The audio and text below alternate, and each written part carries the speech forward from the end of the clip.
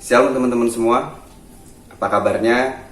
Saya berdoa agar kita semua dalam keadaan sehat, bahagia, sukacita, dan penuh dengan damai sejahtera. Kita berjumpa lagi secara virtual teman-teman. Pada hari ini, video ini diambil pada tanggal 7 Agustus 2021 sekitar jam setengah 10 malam dan akan tayang tanggal 8 jam 1 siang.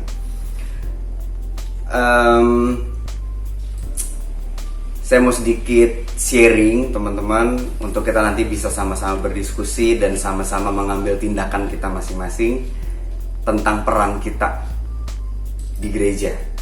Terutama untuk anak-anak youth, saya percaya kita semua masih punya semangat, kita semua masih punya tenaga, kita semua masih punya banyak waktu yang bisa kita curahkan, bisa kita berikan untuk kemuliaan nama Tuhan. Mari kita buka dulu satu ayat di Yakobus 2 ayat 26. Saya bacain buat teman-teman semua. Demikian firman Tuhan. Sebab seperti tubuh tanpa roh adalah mati, demikian jugalah iman tanpa perbuatan adalah mati. Di sini kuncinya teman-teman yang sama-sama kita mau amini bareng-bareng bahwa iman tanpa perbuatan adalah mati. Sama seperti tubuh, jika tidak ada roh, tidak ada nyawa, mati. Mayat teman-teman. Itu pun juga berlaku pada iman kita. Iman kita tanpa disertai perbuatan itu mati, atau gak bisa berfungsi, atau tidak bisa memberikan dampak bagi sekeliling kita. Sekarang saya mau ajak teman-teman semua. Saya berharap kita punya satu iman yang sama, yaitu iman kepada Tuhan Yesus. Bahwa kita beriman dan percaya bahwa Yesus adalah Tuhan. Di Yohanes 10 ayat 30 juga disebutkan bahwa Yesus dan Bapa adalah satu. Kita mau sama-sama percaya, sama-sama mengimani, kita punya satu iman bahwa Yesus adalah Tuhan yang turun ke bumi, menyerahkan hidupnya, menyerahkan dirinya, menyerahkan nyawanya, mati di atas kayu salib untuk menebus dosa setiap manusia. Ini adalah mukjizat yang terbesar yang telah Tuhan Yesus lakukan untuk seluruh umat manusia. Apa mukjizatnya teman-teman? Lewat kematiannya, lewat pencurahan darahnya, kita manusia-manusia yang penuh dosa ini, manusia-manusia yang layaknya masuk neraka, telah dipindahkan masuk ke dalam surga. Telah dilayakkan untuk masuk dalam kerajaan surga. Amin teman-teman.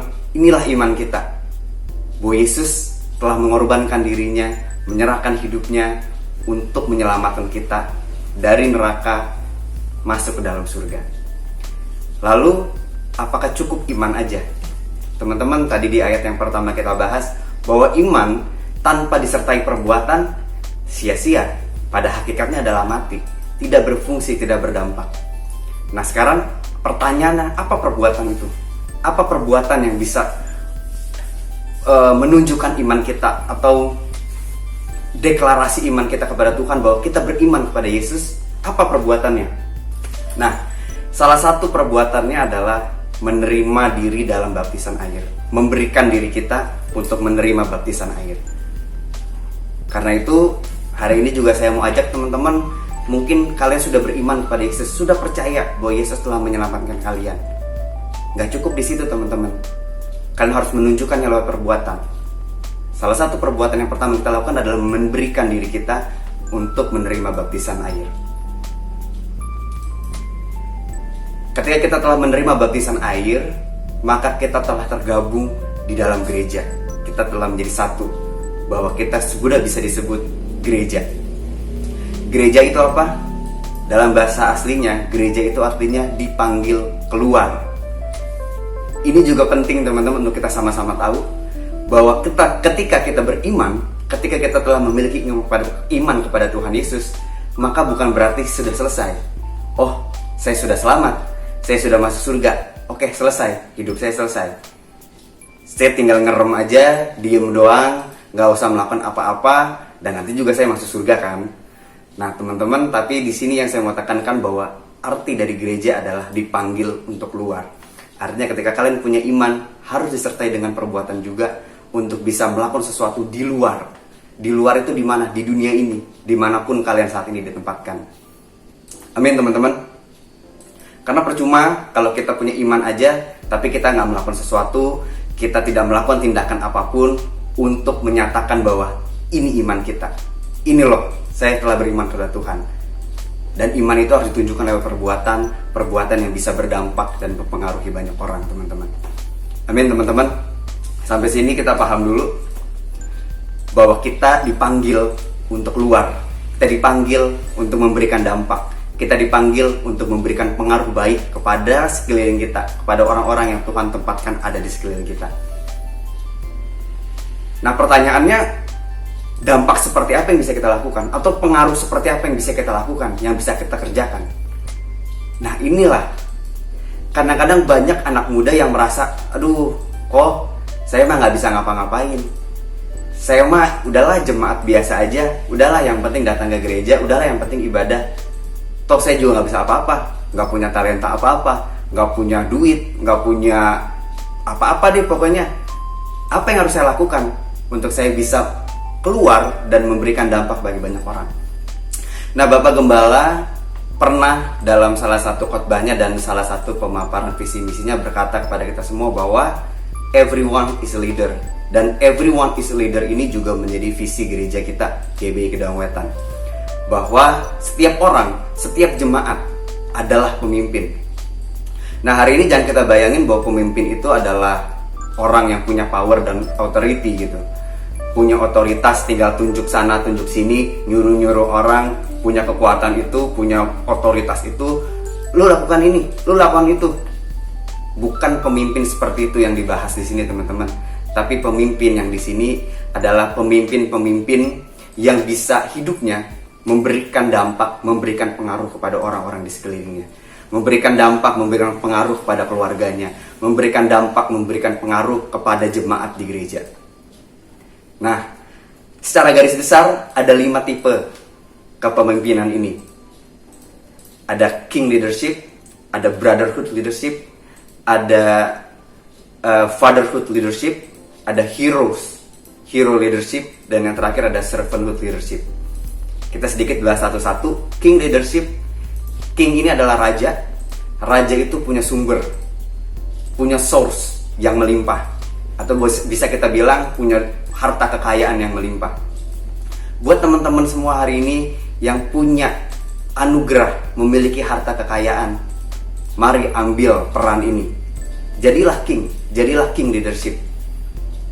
Contohnya, di tengah pandemi seperti ini banyak yang terpapar secara ekonomi, banyak yang kesulitan secara ekonomi.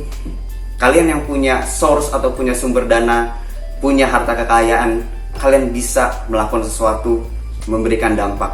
Misalnya, oh, saya punya dana nih, saya mau sumbangin ke gereja untuk bisa diberikan sembako, untuk bisa membuat beberapa saudara-saudara kita yang kesulitan bisa dibantu dengan dana yang saya punya ini. Maka kalian jadi pemimpin, maka kalian telah berdampak, maka kalian telah memberikan pengaruh yang baik lewat cara itu. Yang kedua ada brotherhood leadership. Brotherhood ini persaudaraan. Bukan cuman brother maksudnya cowok ya, tapi cewek pun juga. Cowok dan cewek sama. Brotherhood, persaudaraan. Bagi teman-teman yang saat ini punya sahabat, punya saudara, marilah jadi sahabat yang baik. Sahabat yang setia, sahabat yang saling support. Bukan sahabat yang pas lagi enak aja, pas temennya lagi senang, ayo kita senang-senang bareng. Pas temennya lagi susah, sahabat kita lagi kesulitan, kita tinggalkan. Bukan seperti itu, teman-teman. Tapi brotherhood di sini adalah susah senang, ayo gue support. Lu lagi ada kesusahan apa, ayo gue bantu. Lu lagi sedih, lu lagi galau, lu lagi banyak penderitaan, ayo cerita sama gue. Gue sahabat lu. Dalam keadaan susah, dalam keadaan senang, gue mau membantu lu, mensupport lu. Selalu ada untuk lu. Nah, disinilah kalian jadi pemimpin. Brotherhood ini, pemimpin yang bisa menjadi sahabat yang baik. Itu kalian udah jadi pemimpin. Kalian udah berdampak, kalian udah memberikan pengaruh. Yang ketiga, ada fatherhood leadership, kebapaan. Nah, ini juga bukan cuma cowok ya, cewek pun juga bisa. Maksudnya bapak ini apa sih? Bapak ini apa sih? Bapak ini kan selalu ada ketika anaknya dibutuhkan, rela berkorban buat anaknya, mengayomi, melindungi, membalut luka, menerima bukan menghakimi. Ketika ada anak yang datang ngaku salah, bukan langsung dihakimi, dimarah-marahin, langsung diusir, enggak. Pasti akan diajak ngobrol, dikuatkan lagi, dibalut lukanya untuk dia bisa kembali lagi, teman-teman. Buat teman-teman di sini yang merasa punya hati ini dan melihat teman-teman kalian atau anak-anak rohani kalian dalam kesusahan, dalam kesulitan, mari rangkul mereka, ayomi mereka, ajar mereka, balut luka mereka, maka kalian udah jadi pemimpin fatherhood leadership ini, dan kalian udah berdampak, udah memberikan pengaruh. Yang keempat ada heroes, pahlawan. Nah, ini mungkin untuk orang-orang yang berani tampil di garis depan, menjadi pembela bagi yang lain. Kita juga butuh kepemimpinan ini, orang-orang yang mau membela teman-temannya, orang-orang yang mau membela gerejanya, orang-orang yang mau membela hak-hak dari saudara-saudara seimannya dan saudara-saudara yang lainnya. Di sini juga kita penting. Dan ketika teman-teman hari ini merasa gue punya mental itu, gue mau jadi pahlawan, gue mau jadi pembela, mari ambil peran kalian. Kalian udah jadi pemimpin, kalian udah memberikan dampak dan pengaruh. Yang terakhir, servanthood leadership, kepemimpinan pelayan. Nah, mungkin di sini pelayan ketika mungkin ya, ketika ada teman yang sakit, ada saudara kalian yang sakit, kalian mau nih nemenin, kalian mau menjaga mereka. Itu servanthood, itu melayani. Atau ketika ada pembagian sembako misalnya, oh saya siap jadi delivernya, saya yang akan ambil sembakonya dan saya serahkan ke orang-orang yang membutuhkan itu. Atau misalnya kayak minggu kemarin ketika lagi ada perjamuan kudus, itu kan harus ada orang yang tampil sebagai pemimpin. Untuk apa? Untuk membagikan, mendistribusikan anggur dan roti perjamuan. Inilah pemimpin, servanthood leadership. Saya juga mau ajak bagi teman-teman yang punya hati ini, mari ambil peran kalian, lakukan. Maka kalian telah jadi pemimpin. Kalian telah memberikan pengaruh dan dampak bagi orang lain. Jangan sampai teman-teman hari ini kalian merasa, udahlah, gue cukup hidup untuk diri gue sendiri, mikirin diri sendiri aja susah, ngapain lagi gue mikirin orang lain, ngapain lagi gue mikirin pekerjaan gereja. Jangan teman-teman. Karena saya mau bilang ketika teman-teman hari ini merasa, udah gue cukup untuk diri gue sendiri, maka di ayat awal yang tadi kita bahas sama-sama, sesungguhnya iman kita mati kalau kita gak mau melakukan sesuatu. Iman kita gak berfungsi, iman kita gak bertumbuh. Jangan sampai kalian berpikir, ya udahlah, jemaat di gereja kan banyak, ya udah biar aja mereka jadi pemimpin, saya mah gak usah. Jangan juga seperti itu teman-teman. Gak bisa nih 5 tipe kepemimpinan ini kita serahkan semuanya ke ibu gembala misalnya. Wah, ibu gembala jadi king, ibu gembala jadi fatherhood, jadi brotherhood, jadi heroes, jadi servant juga. Gak bisa kita serahkan kepemimpinan ini kepada segelintir orang di gereja. Gereja ini gak akan berfungsi, gereja ini gak akan jadi gereja yang ideal, yang baik, yang bisa bertumbuh bersama-sama. Harus ada setiap orang, setiap jemaat harus mengambil perannya, lakukan peran itu. Karena gereja digambarkan sama Tuhan itu bukan seperti organisasi biasa, tapi digambarkan Tuhan seperti anggota tubuh. Betul ya teman-teman? Gereja ini adalah satu keutuhan tubuh di mana banyak anggota-anggota tubuh. Artinya, setiap anggota tubuh harus bisa berfungsi dengan baik. Barulah tubuh ini sehat, barulah tubuh ini bisa melakukan sesuatu, barulah tubuh ini bisa berfungsi. Salah satu nggak ada aja, tubuh kita nggak akan bisa berfungsi dengan sempurna teman-teman. Sama juga dengan gereja. Kalau hari ini kita bilang, gue nggak mau tahu, gue mau serahkan aja ke yang lain, artinya gereja kita akan sangat sulit untuk bisa berfungsi dengan baik, berfungsi dengan sempurna.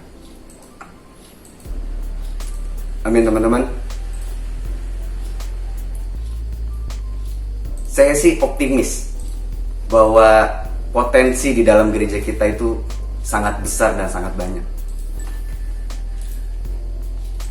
Cuma pertanyaannya, apakah kita mau ambil peran itu? Mari hari ini kita sama-sama berkaca, sama-sama melihat, sama-sama mengenali diri kita.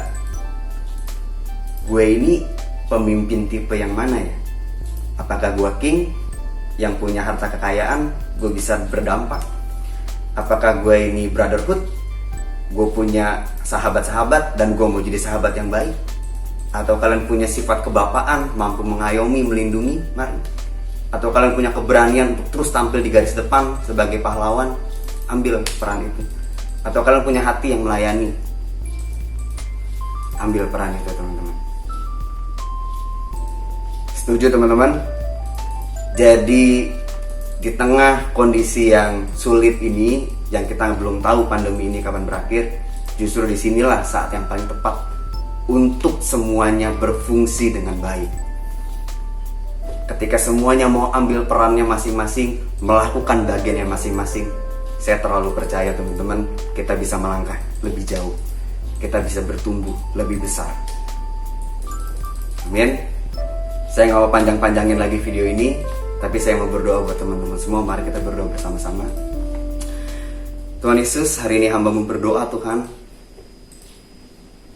untuk setiap orang yang menyaksikan video ini, Yesus. Mari Tuhan, pakai hidup kami, Tuhan Yesus Kristus, dengan segala yang Engkau berikan, Tuhan, dengan setiap talenta, setiap hati, Tuhan Yesus Kristus, setiap karakter, Tuhan, setiap keadaan kami masing-masing hari ini, Tuhan Yesus Kristus. Mari Tuhan, bukakan mata kami, buka hati kami, Tuhan Yesus Kristus, buka telinga kami untuk mendengar suara-Mu, dan kami mampu melakukan fungsi kami dengan baik, Tuhan Yesus Kristus. Ajar kami, Tuhan, untuk terus tunduk kepada firman-Mu. Ajar kami, Tuhan, untuk terus ikut rencana-Mu, Yesus, dalam kehidupan kami. Pakai kami, Tuhan Yesus Kristus, agar kami semua dapat berfungsi dengan baik dan membawa kemuliaan bagi nama-Mu, Yesus. Terima kasih, Tuhan. Hanya di dalam nama-Mu kami telah berdoa bersyukur. Haleluya. Amin.